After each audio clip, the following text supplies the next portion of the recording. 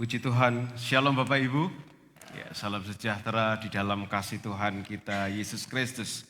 Ya, bersyukur kepada Tuhan dengan kemurahan yang Tuhan sudah berikan kepada kita sampai hari ini. Kita percaya bahwa Tuhan terus menyertai kita. Tuhan terus ada bersama dengan kita. Sampai hari ini Tuhan tolong seluruh kehidupan kita.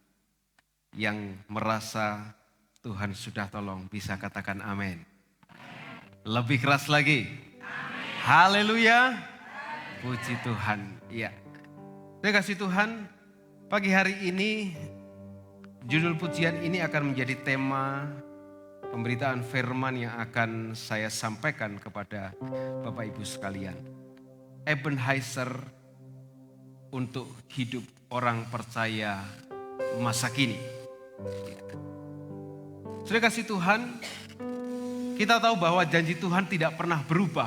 Dulu, sekarang, bahkan sampai selamanya. Ketika Tuhan sudah menyatakan bahwa Dia akan menyertai kita sampai kesudahan zaman, maka apa yang dikatakan, apa yang disampaikan itu akan Dia kerjakan, akan Dia lakukan, akan Dia terus genapi dalam setiap kehidupan kita. Dan kita percaya Tuhan kita ya dan amin. Tuhan kita Tuhan yang luar biasa. Tuhan kita tidak pernah berubah. Tuhan kita tidak pernah berkata dan tidak menepatinya.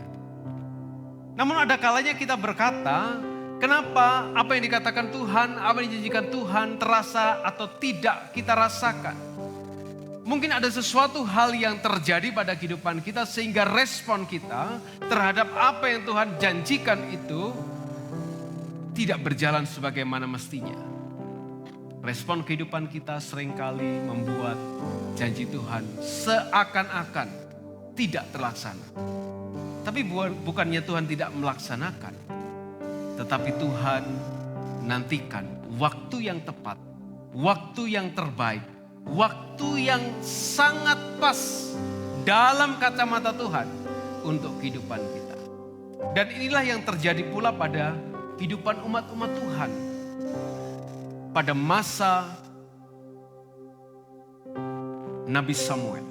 Nah, pagi hari ini mari kita lihat Bapak Ibu dalam kitab 1 Samuel. Kita akan baca di pasal yang ke-7. 1 Samuel pasal yang ke-7, kita akan lihat di ayat yang ke-12.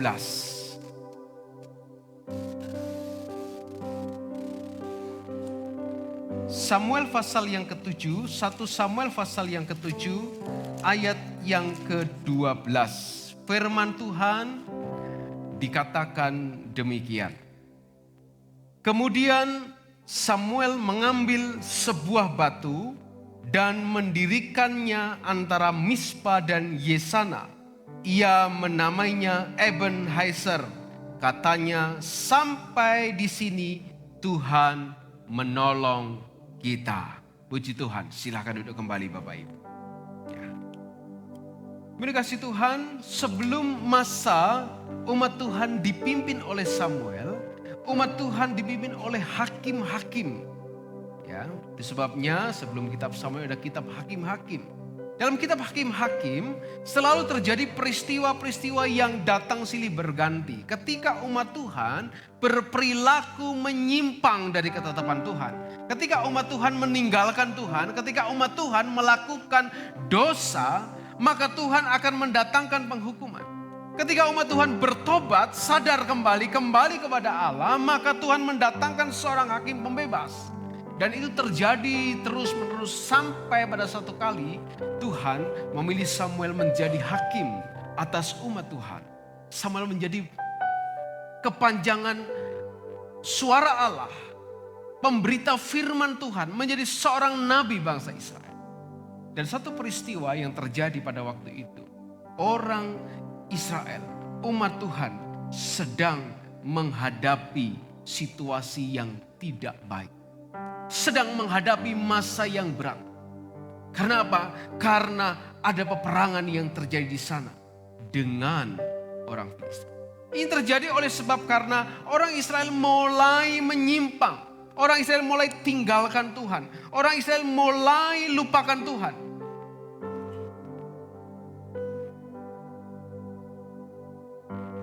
Sudah perhatikan di ayat yang ketiga. 1 Samuel pasal yang ke-7.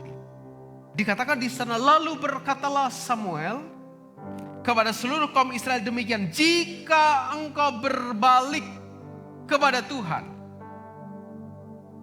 dengan segenap hati, maka jauhkanlah para Allah asing. Berarti orang Israel sedang ada Allah asing di sana, sedang menyembah Allah asing, dan para Ashtoret dan dari tengah-tengahmu, dan tunjukkan hatimu kepada Tuhan. Beribadahlah kepadanya, maka ia akan melepaskan kamu dari tangan orang Filistin. Orang Israel sedang menghadapi konflik, kesulitan. Sebab apa? Sebab perilaku mereka yang meninggalkan Tuhan. Perilaku mereka yang simpan Allah lain. Perilaku mereka yang tidak lagi beribadah dengan sungguh-sungguh kepada Tuhan. Sehingga mereka menghadapi persoalan. Mereka menghadapi permasalahan. Mereka menghadapi konflik. Kesulitan demi kesulitan mereka hadapi. Maka Samuel mengingatkan, kamu mesti berbalik kepada Allah. Jauhkan Allah-Allah asing. Beribadahlah kepada Tuhan. Tunjukkan hatimu kepada Tuhan. Tunjukkan ketulusanmu kepada Tuhan. Dikumpulkannya lah orang-orang Israel. Maka Samuel mulai berdoa kepada Tuhan. Mereka berdoa. Mereka berpuasa. Dan mereka mengaku dosa mereka. Mereka katakan, kami telah berdosa kepada Tuhan. Kami telah berdosa kepada Tuhan. Mereka adakan pengakuan. Mereka minta ampun kepada Tuhan. Dan saat itulah ketika Samuel berseru, sebab orang Filistin mulai mendatangi mereka. Orang Filistin mulai mengepung mereka. Samuel berdoa kepada Tuhan. Samuel mempersembahkan korban kepada Tuhan.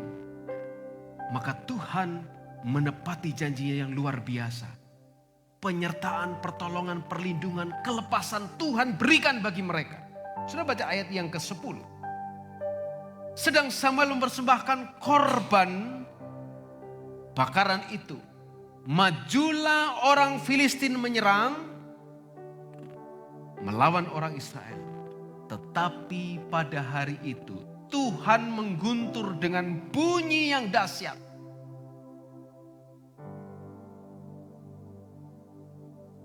Dikacaukan orang Filistin sehingga mereka terpukul kalah oleh orang Israel. Tuhan kerjakan bagiannya setelah orang Israel bertobat.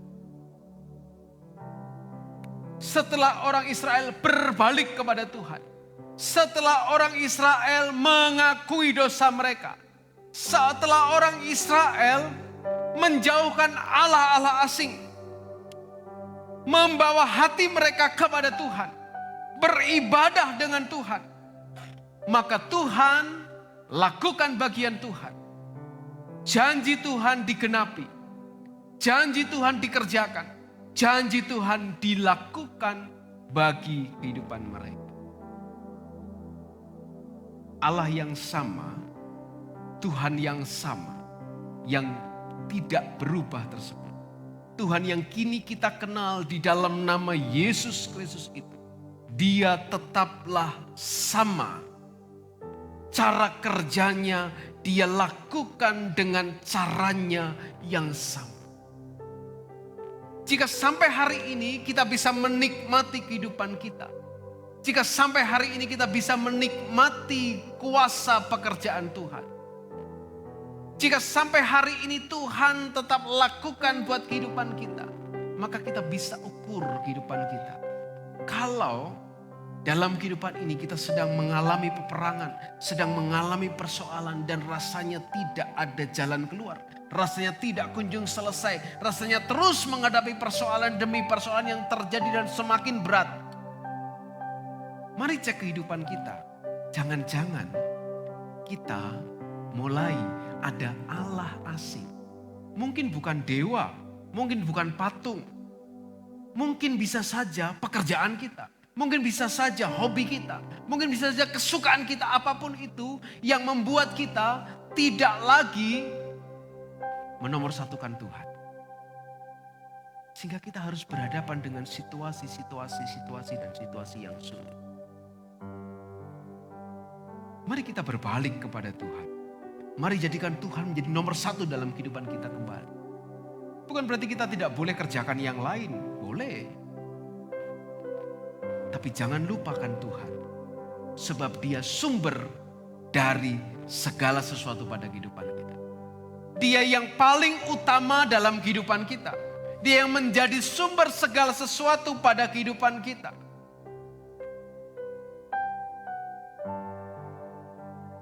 Berbalik, membawa hati kepada Tuhan, mengakui kesalahan kita, maka akan membuat kita menikmati kemenangan dari Tuhan.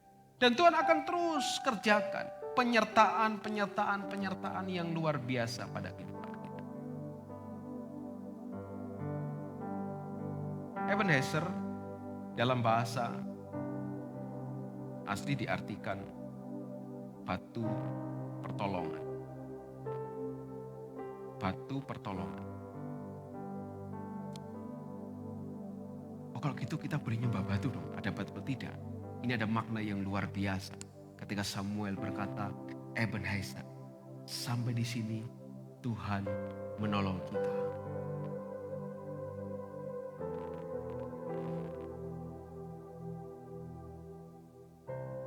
Dalam terjemahan lain, 1 Samuel 7 ayat 12 ini dikatakan demikian. Dalam terjemahan Indonesia sehari-hari. Setelah itu Samuel menegakkan sebuah batu di perbatasan Mispa dan Sen. Ia berkata, Tuhan telah menolong kita sepenuhnya. Lalu batu itu dinamai batu pertolongan. Di terjemahan LAI, terjemahan baru, Ebenezer. Ada makna yang luar biasa dari kata Ebenezer. Ebenezer ini adalah pengingat bagi umat Tuhan. Bahwa Tuhan selalu memberikan pertolongan sepenuhnya. Enggak tanggung-tanggung dah kalau Tuhan kasih pertolongan. Enggak setengah-setengah. Tuhan kalau sudah kasih pertolongan, Dia akan tuntaskan sampai selesai. Dia akan kerjakan sampai sempurna. Itu prinsipnya tuh. Apapun yang terjadi Dia akan lakukan sampai sempurna. Contoh, ketika manusia jatuh dalam dosa, Tuhan punya proyek untuk menyelamatkan kembali manusia. Untuk memulihkan keadaan manusia. Maka Dia hadir dalam dunia. Yesus Kristus, perwujudan Allah dalam bentuk daging. Firman menjadi manusia. Menderita, mengalami keadaan seperti manusia. Bahkan harus menderita sampai di atas kayu salib. Dia lakukan itu semua sampai Dia katakan sudah selesai. Sempurna. Penyelamatan itu sudah dilakukan secara sempurna. Dia lakukan dengan sepenuhnya. Tuhan lakukan pertolongan kepada kita dengan sempurna. Maka sebagai umat Tuhan, agar kita selalu menikmati Ebenezer, pertolongan Tuhan yang sepenuhnya. Agar kita tetap menikmati batu pertolongan dari Tuhan. Apa yang harus kita kerjakan? Apa yang harus kita lakukan? Yang pertama, kita mesti bersandar pada Allah dalam setiap tantangan. Kita bersandar kepada Tuhan dalam setiap tantangan yang harus kita lalui. Mazmur pasal 18. Mazmur pasal 18 ayat yang kedua.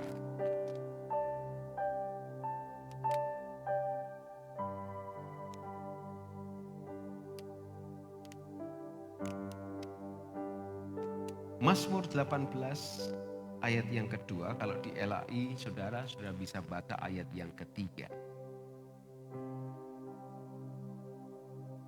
Ya Tuhan, bukit batuku, kubu pertahananku dan penyelamatku.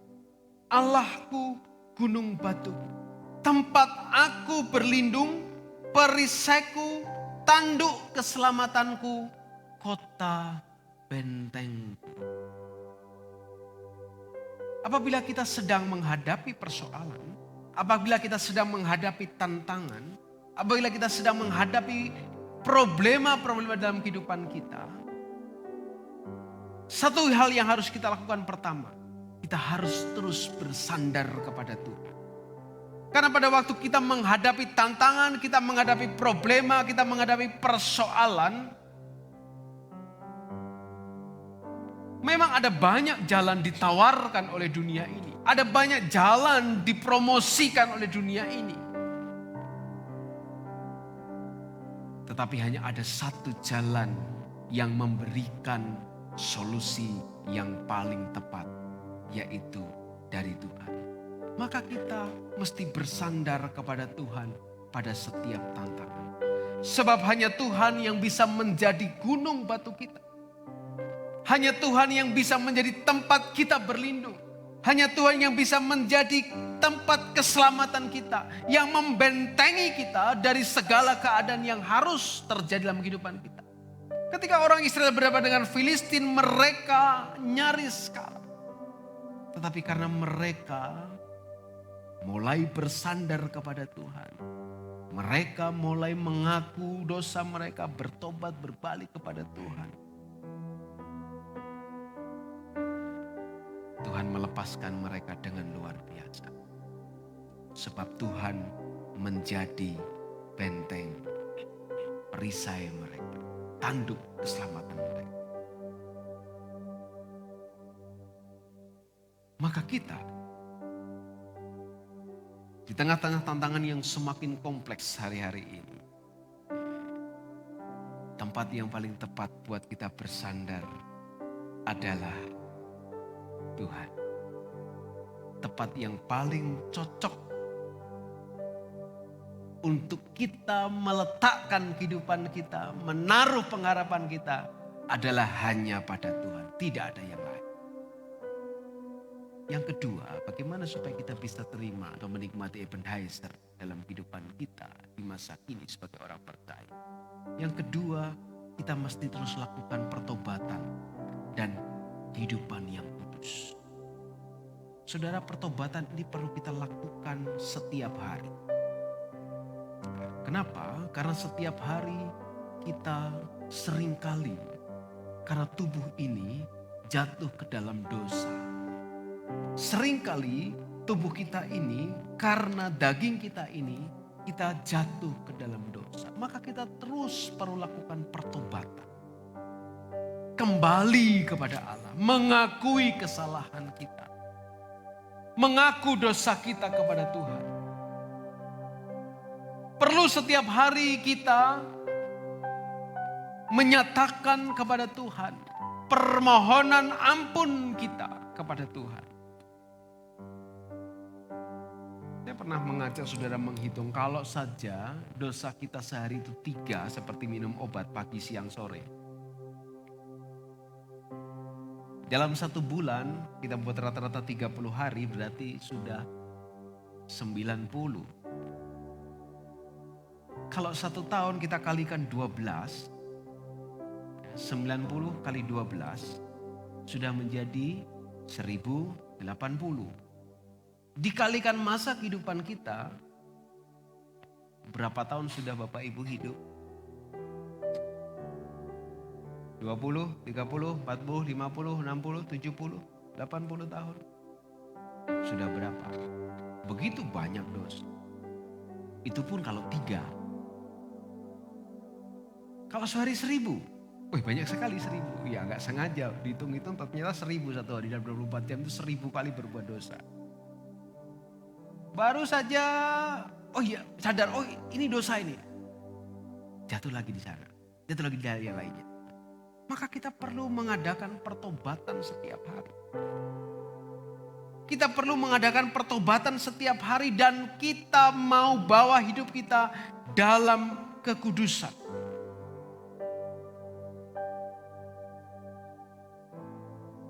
Kita bawa hidup kita dalam kekudusan setiap hari.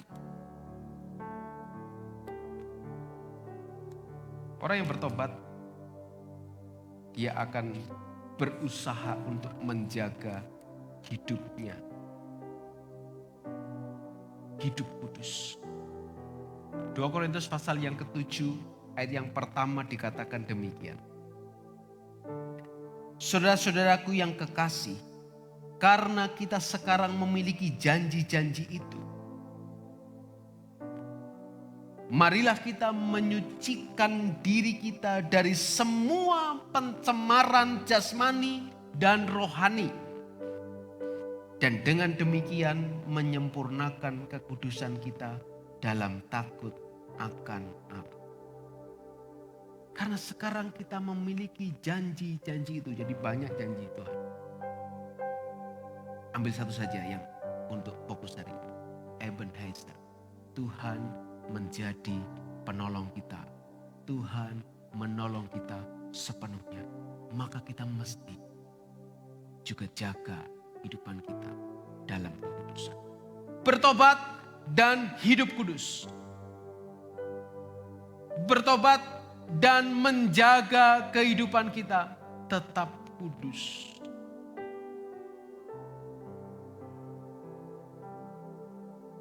Maka kita akan melihat dan kita akan terus menyaksikan pertolongan Tuhan pada kehidupan kita hari lepas hari. Kuasa Tuhan pada kehidupan kita hari lepas hari. Penyertaan Tuhan pada kehidupan kita hari lepas hari. Di tengah-tengah tantangan dunia yang sedang kompleks yang terjadi, Tuhan selalu ada memberikan pertolongan penuh pada kehidupan kita. Bertobat dan menjaga kehidupan kita tetap kudus. Yang ketiga, untuk menikmati Ebenezer. Ebenezer pada kehidupan orang percaya masa kini. Mari kita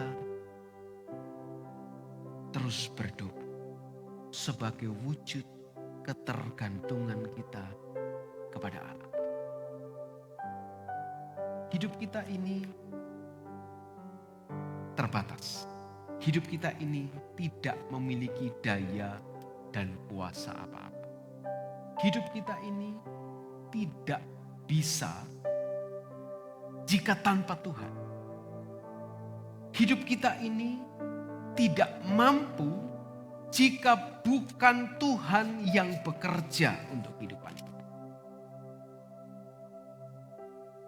Ada sedikit problema, ada sedikit masalah, maka hidup kita akan menjadi khawatir, takut, gentar, cemas, depresi, dan sebagainya. Namun Tuhan kasih solusi buat kita. Tuhan mau kita bergantung kepada Dia di dalam doa. Membawa kehidupan kita, menyampaikan segala kekhawatiran kita, menyampaikan segala kecemasan, ketakutan kepada Tuhan dengan kita berdoa kepada-Nya. Filipi pasal 4 ayat yang ke-6.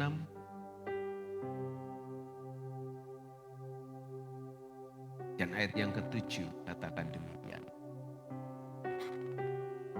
Janganlah hendaknya kamu khawatir tentang apapun juga. Tetapi nyatakanlah dalam segala hal keinginanmu kepada Allah dalam doa dan permohonan dengan ucapan syukur. Damai sejahtera Allah yang melampaui segala akal akan memelihara hati dan pikiranmu dalam Kristus Yesus.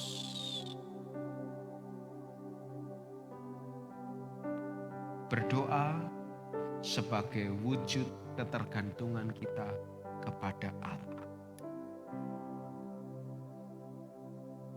Berdoa sebagai tanda kita menaruh kepercayaan kita dan penyerahan hidup kita kepada Allah. Ketika menghadapi tekanan yang sangat berat, menghadapi kematian, Yesus pun berdoa. Dia kasih contoh, dia pun berdoa sebagai manusia.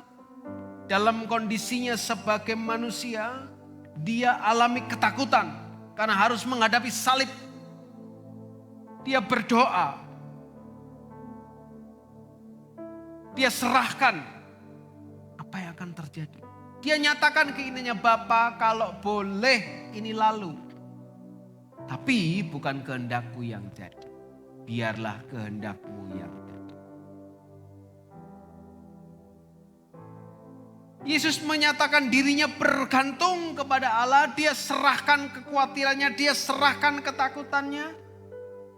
Sebagai manusia akan menghadapi kematian di atas kayu salib.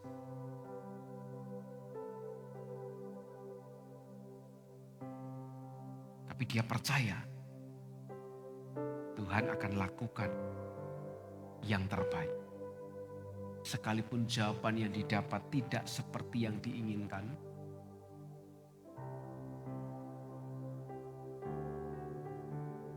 di atas kayu salib Tuhan Yesus bisa berkata, sudah selesai.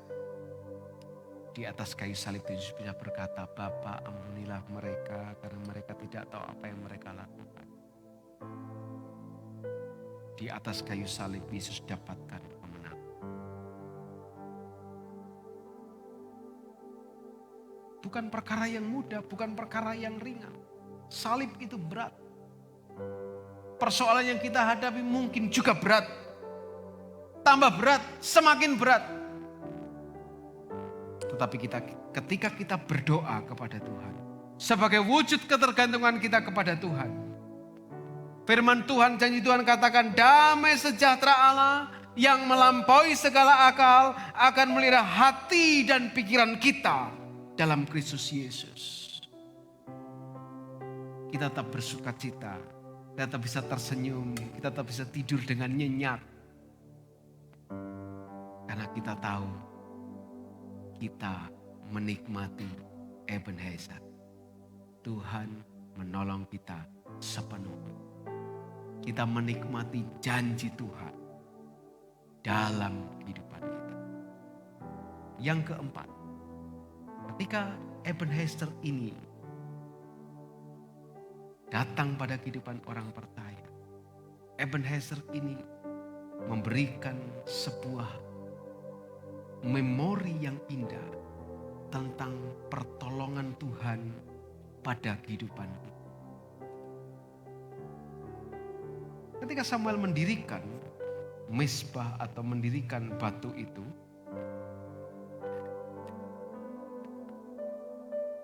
dia menata di sana batu itu sebagai batu peringatan. Ketika orang melihat batu itu, dia mengingat bahwa Tuhan sudah menolong mereka. Maka tiap kali kita mengingat Tuhan kita sebagai batu penjuru yang hidup, sebagai batu karang yang teguh, sebagai benteng perlindungan kita, sebagai perisai kita, maka kita akan selalu memuji Tuhan. Kita akan selalu memuliakan Tuhan. dan tidak melupakan kebaikan Tuhan. Mazmur 103 ayat yang kedua dikatakan demikian.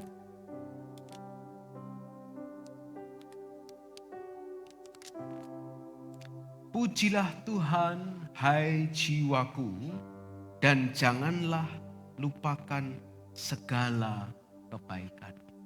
Pujilah Tuhan, hai jiwaku, dan janganlah lupakan segala kebaikan.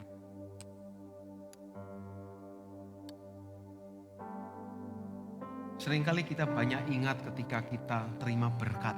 Oh iya Tuhan, berkati saya.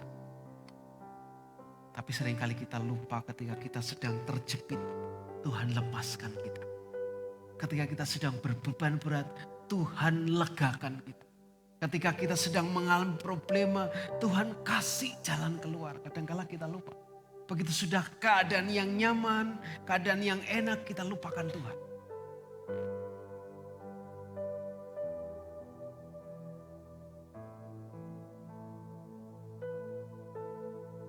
Tuhan tidak hanya bekerja pada waktu keadaan yang baik.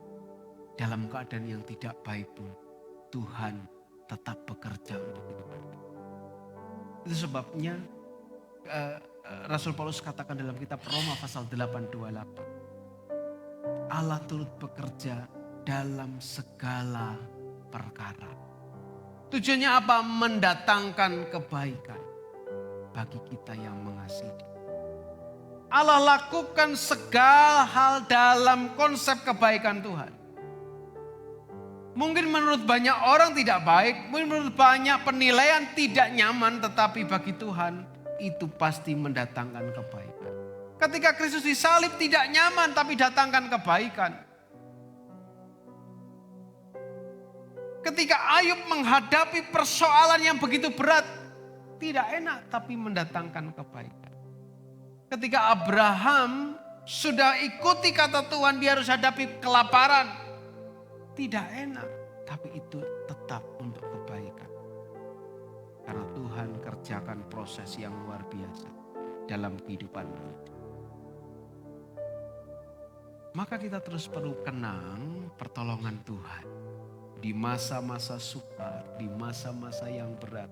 Kita perlu terus kenang pula pertolongan Tuhan untuk kita bisa menikmati kehidupan kita. Pujilah Tuhan.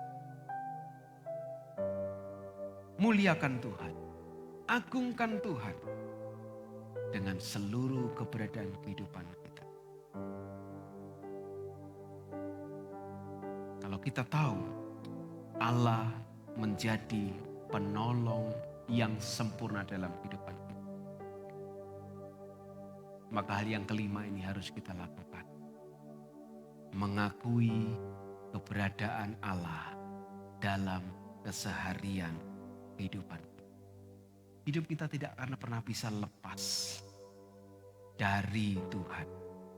Hidup kita tidak akan pernah bisa lepas dari kuasa Tuhan. Manakala kita mencoba melepaskan diri dari Tuhan, Yesus sudah katakan, di luar aku kamu tidak akan bisa berbuat apa-apa. Tuhan jalannya kok berliku, Tuhan jalannya kok belok-belok, Tuhan jalannya kok tidak nyaman. Saya tidak mau Tuhan jalan hidup ini naik turun, berlobang, berliku-liku. Itu mungkin yang kita lihat. Tetapi Tuhan akan membimbing kita melewati setiap jalan itu. Membimbing kita lalui setiap jalan tersebut. Sampai kita menikmati sepenuhnya pertolongan. Amsal pasal 3 ayat yang ke-6 katakan, akuilah dia dalam segala lakumu, maka ia akan meluruskan jalan.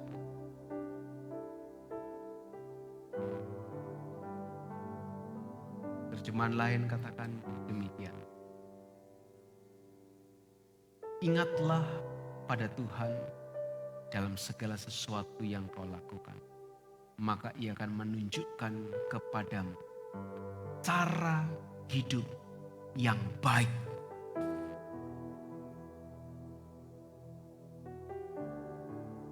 Tuhan akan tunjukkan kepada kita cara hidup yang baik. Tentu cara hidup yang sesuai dengan apa yang Tuhan kehendaki. Itu cara hidup yang baik.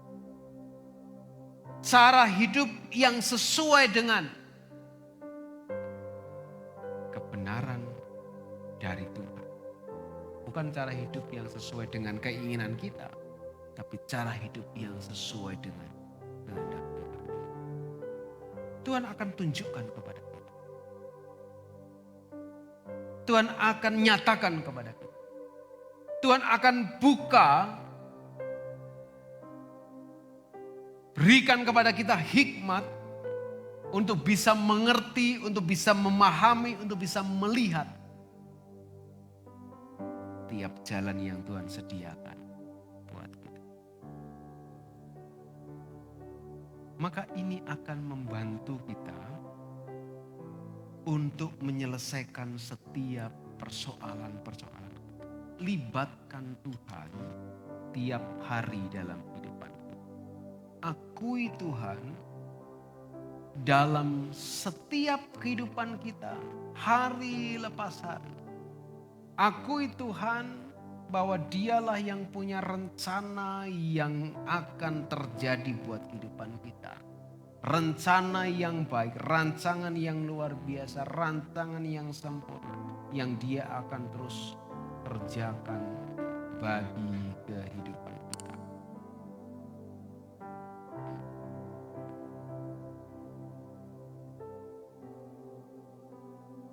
Sampai di sini. Sampai hari ini, sampai saat ini, Tuhan tetaplah Tuhan. Dia tidak berubah. Sampai hari ini, Tuhan tetaplah yang akan menolong kita. Sampai hari ini, Tuhan tetaplah menjadi penolong yang sempurna bagi kehidupan kita. Tidak ada yang lain. Hanya Allah. Tuhan kita yang menjadi penolong kita. Ebenezer, sampai di sini Tuhan menolong kita. Ebenezer, sampai di sini Tuhan memberikan berkat kepada kita. Ebenezer, Tuhan pasti tolong kita dengan caranya yang luar biasa. Tuhan memberkati kita semua. Mari kita naikkan pujian yang